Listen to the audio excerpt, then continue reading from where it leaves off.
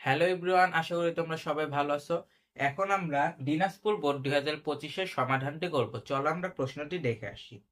এখানে গ নম্বরে বলেছে বস্তুটির দৈর্ঘ্য নির্ণয় করতে।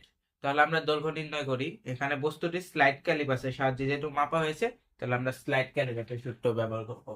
গ নাম্বার, আমরা দৈর্ঘ্যের সূত্র কি জানি? আমরা জানি দৈর্ঘ্য L equal to M plus V into VC, তাই না? M plus B into BC. এখন এখানে প্রধান স্কেলের পার্ট এখানে বলা আছে 9.96 সেন্টিমিটার। প্রধান স্কেলের পার্টকে আমরা এম দ্বারা প্রকাশ করি, 96 সেন্টিমিটার। আর দেওয়া আছে হলো ভার্নিয়ার সমপাতন ভি ইকুয়াল টু 8, এটা দেওয়া আছে।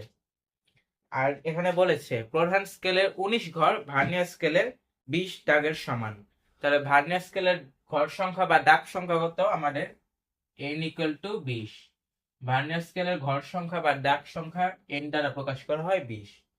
এখন প্রধান স্কেলের ক্ষুদ্রতম এক ঘর s ইকুয়াল টু 1 মিলিমিটার। এটা আমাদের মুখস্থ। প্রধান স্কেলের ক্ষুদ্রতম এক ঘর s ইকুয়াল টু 1 মিলিমিটার। এটুক আছে। এখন আমার m আছে, v আছে, ভিসি টা লাগবে। আমরা জানি ভিসি ইকুয়াল টু ভার্নিয়ার ধ্রুবক VC equal to s by n। s by n equal to 1/20। 1/20 যা হয় 1/20 আমরা হিসাব করে নিই। 1/20 0.05 0.05 মিলিমিটার মিলিমিটার হবে।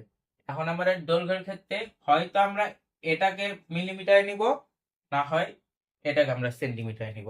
তাহলে আমরা ভার্নিয়ার ধ্রুবককে সেন্টিমিটারে নিয়ে নিই, কারণ আমাদের একই জাতীয় একক রাখা লাগবে। তাহলে সেন্টিমিটার নিলে কি হয়, মিলিমিটারকে আমরা সেন্টিমিটারে নিলে 10 দ্বারা ভাগ করে দিই। তাহলে কত? 0.05 ডিভাইডেড বাই 10, এটা হবে আমাদের সেন্টিমিটার। তাহলে হয় 0.005 সেন্টিমিটার। তাহলে আমার দৈর্ঘ্য নির্ণয় সূত্র, এমটা হলো 9.96 প্লাস ভিটা কত 8 ইন্টু 0.005, তাহলে 9.96 ইন প্লাস 8 ইন্টু 0.005 কত ইন্টু 0.04 0.04 ইকুয়াল টু 9.96 প্লাস 0.04 কত? 10। 10 কি হবে আমাদের? সেন্টিমিটার। যেহেতু আমরা সব হলো সেন্টিমিটার প্রকাশ করছি, আমরা চাইলে এটাকেও মিলিমিটারে নিতে পারতাম, সেক্ষেত্রে মিলিমিটারে আসতো। তাহলে আমাদের এখানে বলেছে যন্ত্রের যন্ত্রের না, এখানে বস্তুর দৈর্ঘ্য। তাহলে আমরা লিখবো বস্তুর দৈর্ঘ্য 10 সেন্টিমিটার। তাহলে আমরা ঘ নম্বরে যাই। এখন ঘ নম্বরে এখানে বলেছে হলো বস্তুটির ক্ষেত্রফলে আপেক্ষিক ত্রুটি নির্ণয় করে এর গ্রহণযোগ্যতা যাচাই করো। গ্রহণযোগ্যতা যাচাই করতে বলছে। এখানে উল্লেখ করছে যেখানে ক্ষেত্রফলের গ্রহণযোগ্য আপেক্ষিক ত্রুটি 8%, তাহলে 8%-এর বেশি হলে গ্রহণযোগ্য না, কম হলে গ্রহণযোগ্য। তাহলে এখানে এই বস্তুটা কি আকৃতির? দৈর্ঘ্য আর প্রস্থ আছে, তাহলে এটা কি আয়তাকার? আয়তাকার বস্তু। তাহলে আয়তাকার বস্তুর আমরা ক্ষেত্রফল জানি হলাম এবি, মানে দৈর্ঘ্য গুণন প্রস্থ। তাহলে আমরা ঘ নম্বরে যাই। ঘ, এখানে দৈর্ঘ্য দৈর্ঘ্য এ ইকুয়াল টু 10 সেন্টিমিটার। 10 সেন্টিমিটার গ হতে পাইছে আমরা দৈর্ঘ্যটা। প্রস্থ দেওয়া আছে বি ইকুয়াল টু 8 সেন্টিমিটার। এখানে দৈর্ঘ্য লিখবা, এখানে প্রস্থ লিখবা। তারপর সুতরাং পরিমাপকৃত ক্ষেত্রফল লিখবা। পরিমাপকৃত ক্ষেত্রফল A equal to A B equal to 10 into 8 10 into 8 centimetre square, যেহেতু centimetre centimetre square 80 centimetre square. এখন আমাদের প্রশ্নে বলেছে পরিমাপে 5% ত্রুটি রয়েছে। তাহলে এখানে লিখতে পারি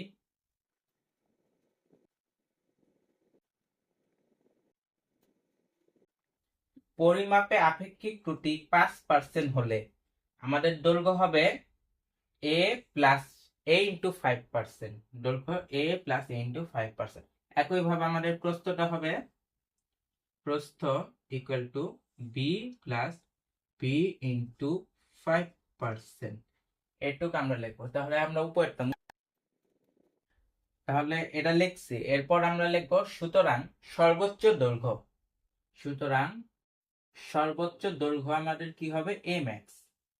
এ max equal to A plus A into 5%।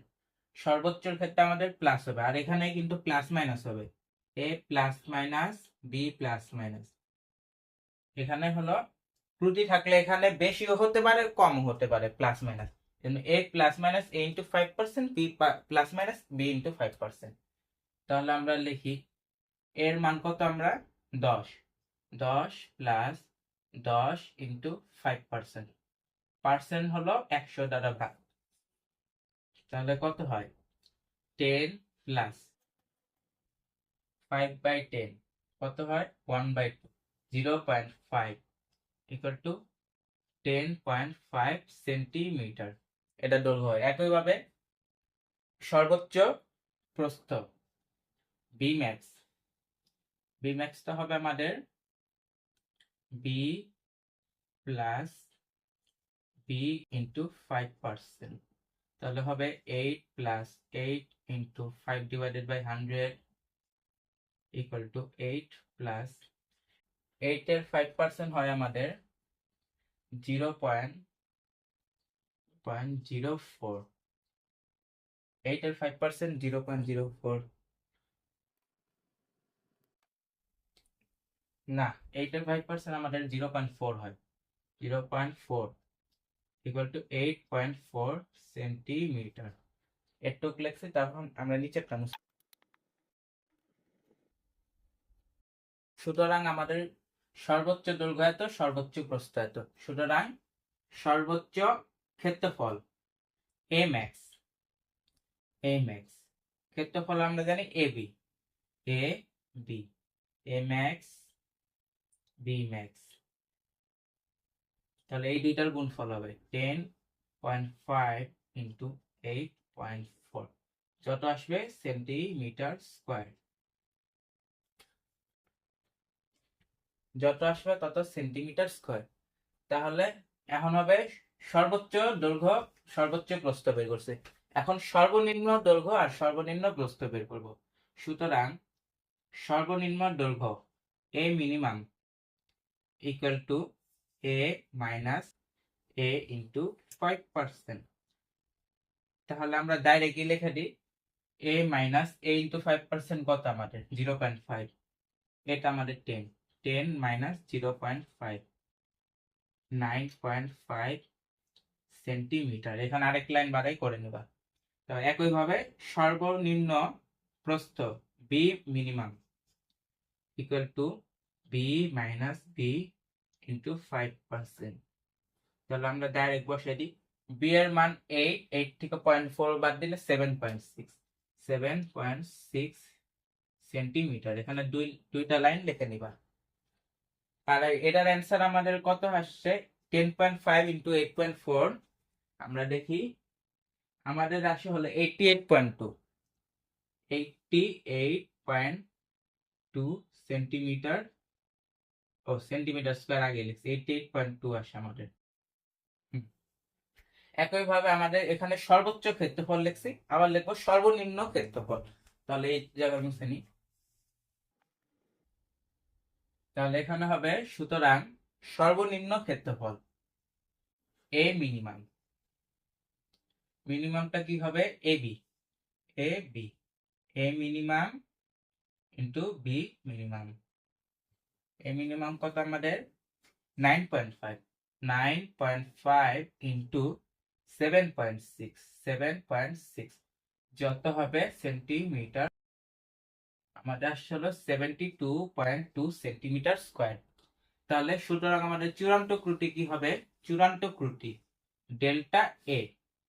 চূড়ান্ত ত্রুটি আমাদের দুই ধাপে বের করার লাগে। আমরা আগে বোর্ডটা মুছে নিই। চূড়ান্ত ত্রুটি হবে একটা হলো এ ম্যাক্স, এ ম্যাক্স মাইনাস এ, পরম মান a max minus a max টা কত 88.2 মাইনাস এটা হলো আমাদের 80 8.2 সেন্টিমিটার স্কয়ার a max। এটা হলো চূড়ান্ত গতি, এটা হলো বড়টার ক্ষেত্রে। এখন হলো আবার চূড়ান্ত গতি ডেল্টা a ইকুয়াল টু একটা হবে a মাইনাস a মিনিমাম। দুই ধাপে বের করবো, যেটা বড় মান আসবে ওইটা নিয়ে করবো। আমাদের সব সময় এই যে যেখানে ম্যাক্স দিয়ে করবো ওইটাই বড় মান আসে, আমরা এটা নিয়ে করবো। কিন্তু আমাদের বের করা লাগবে দুইটা। এটা কত আমাদের 80 মাইনাস 72.2। তাহলে আমাদের 80 মাইনাস 72.2 কত হয় আমাদের? 8 থেকে 0.2 বাদ দিলে 7.8 হয় আমাদের। 7.8 সেন্টিমিটার স্কয়ার। তাহলে এটা মুছে নেই আমরা। তাহলে আমাদের বড় মানের সবসময় এখানে আমাদের প্রশ্নে বলেছে হলো আপেক্ষিক ত্রুটি। তাহলে আমরা বলবো সুতরাং আপেক্ষিক ত্রুটি ইকুয়াল টু, আপেক্ষিক ত্রুটির আগে আমরা লিখে নিব বড় মান নিয়ে, বড় মান নিয়ে, বড় মান নিয়ে আমাদের আপেক্ষিক ত্রুটি নেওয়া পড়া লাগে। আপেক্ষিক ত্রুটি হবে আমাদের delta A divided by A into 100%। Delta এটা হলো আমাদের বড় মান যেহেতু করব 8.2, আমাদের হবে 8.2। আর এটা হলো আমাদের পরিমাপকৃত ক্ষেত্রফল হয়েছে হলো আমাদের 80 ইন্টু 100%। তাহলে 8.2 ডিভাইডেড বাই 80 ইন্টু 100% কত হয় আমাদের? 8.2 ইন্টু 10, 82 ডিভাইডেড বাই 8। তাহলে আমাদের 82 ডিভাইডেড বাই 8 যত হয় তত পার্সেন্ট। তাহলে এখানে আমরা ক্যালকুলেশন করে নিই। এখানে হলো 10.25%, 10.25%।